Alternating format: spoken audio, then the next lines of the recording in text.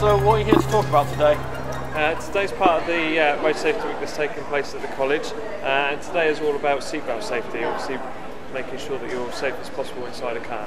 Right, and I see you've got a video to show us. Yes, we have, yeah. It's all about, just shows the implications of not wearing a seatbelt if you're involved in a crash. So this is a crash at 40 miles an hour. If you watch the rear seat passenger and the driver, although it's an older car, these things will still happen if you're not wearing a seatbelt.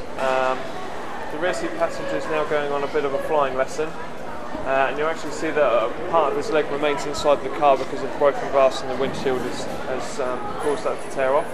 The driver is now still going backwards and forwards and headbutting the steering wheel. The damage to the steering wheel that's being pushed up has been by his chest that's impacted with it, so obviously the injuries that occur from that. The majority of the time, the things that kill or seriously injure people in crashes where they're not wearing seatbelts is the internal injuries that happen. Okay, if you're involved in a crash at 30 miles an hour, you'll be thrown forward with a force of up to 60 times your own body weight. The crashes that you see here, these are basically, there's differences between wearing a seatbelt or not. This one especially is a business driver who was travelling on the motorway. Unfortunately, he wasn't leaving a safe distance between him and the vehicle in front, and he's actually collided with the low-level trailer that you can see there.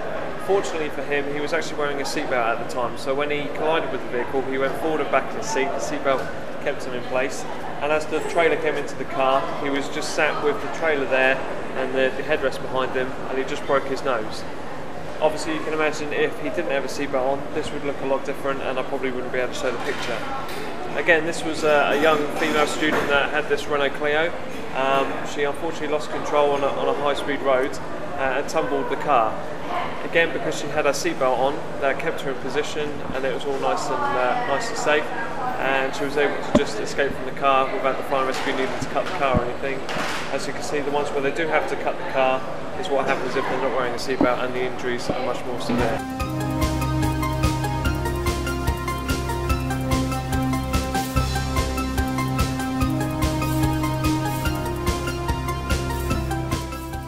So remember, think about road safety, wear a seatbelt. You've been watching Fareham News. Thank you for your time.